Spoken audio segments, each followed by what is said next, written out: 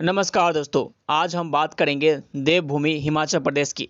यह राज्य अपनी खूबसूरती, ऊंचे पहाड़ों और शांत घाटियों के लिए जाना जाता है, लेकिन इसकी सुंदरता के पीछे एक बहुत ही पुराना और समृद्ध इतिहास छिपा है।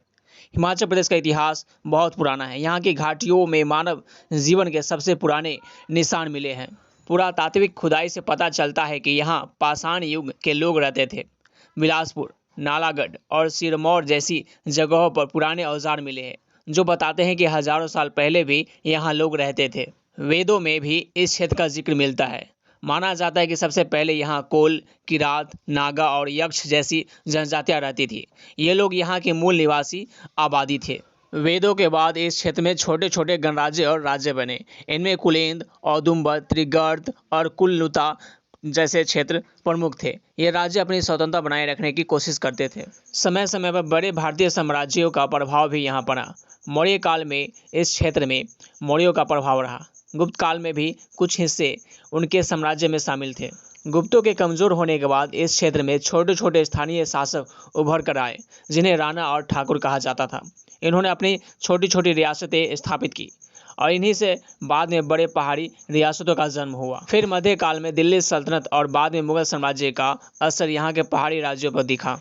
मुगल बादशाहों ने इन पहाड़ी राज्यों को जीतने की कोशिश की, लेकिन उन्हें पूरी तरह कभी अधीन नहीं कर पाए। अक्सर ये राज्य मुगलों को कर देते थे, लेकिन उनकी अंदरूनी शासन व्यवस्था अपनी होती थी।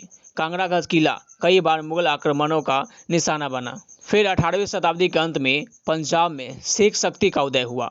महाराजा रणजीत सिंह के समय कई पहाड़ी राज्य सिखों के अधीन आए। उन्होंने इन राज्यों से नजराना लिया। फिर आया ब्रिटिश काल, जिसने इस क्षेत्र के इतिहास को काफ़ी बदला। 19वीं शताब्दी की शुरुआत में अंग्रेजों का सामना गोरखों से हुआ, जिन्होंने नेपाल से आकर इस क्षेत्रों पर कब्जा कर लिया था। फिर 1814-16 के गोरखा युद्ध के बाद अंग्रेजों ने गोरखाओं को हराया और इस क्षेत्र में अपना प्रभुत्व स्थापित किया। अंग्रेजों ने यहाँ के पहाड़ी राज्यों के साथ संधियाँ की। कुछ संधि ब्रिटिश भारत का हिस्सा बने, जबकि अधिकांश रियासतें रियासत के रूप में बनी रही, लेकिन ब्रिटिश सरकार के अधीन। इसी दौरान शिमला शहर अंग्रेजों के लिए बहुत महत्वपूर्ण हो गया। इसके जलवायु के कारण यह ब्रिटिश भारत की ग्रीष्मकालीन राजधानी बन गई। फिर 20वीं शताब्दी की शुरुआत में भारत में आज़ादी की लहर चली, जिसका असर हिमाचल की रियासतों में भी हुआ। यहाँ के लोग अपने राजाओं के शासन और ब्रिटिश नियंत्रण से मुक्ति चाहते थे। इसके लिए प्रजामंडल आंदोलन चलाए गए। 1947 में भारत को आज़ादी मिली। आज़ादी के बाद इन पहाड़ी रियासतों का भारतीय संघ में विलय एक बड़ी चुनौती थी। सरदार वल्लभ भाई पटेल के प्रयासों से इन रियासतों का एकीकरण शुरू हुआ।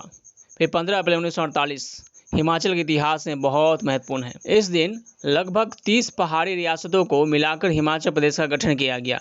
इसे भारत सरकार के अधीन एक मुख्य आयुक्त प्रांत बनाया गया। उस समय इसमें चंबा, मंडी, सुकेत, सिरमौर रियासतें और शिमला की पहाड़ी रियासतें शामिल थीं।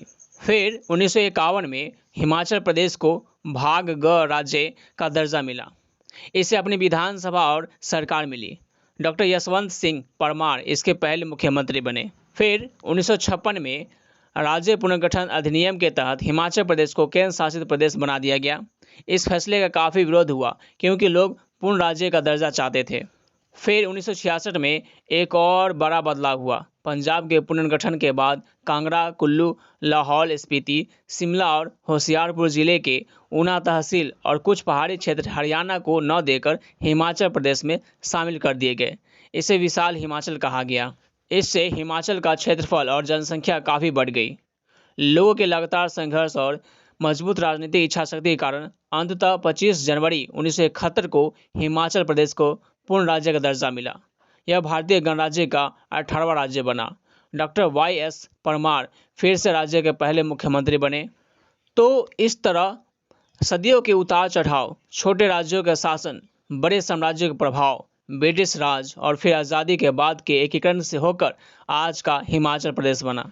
यह देवभूमि न केवल अपनी सुंदरता के लिए, बल्कि अपने समृद्धि इतिहास, अनूठी संस्कृति और शांतिपूर्ण स्वभाव के लिए भी जानी जाती है। यहाँ के लोग अपने इतिहास और परंपराओं का सम्मान करते हैं। उम्मीद है दोस्तों कि आपको यह जानकारी अच्छी लगी होगी।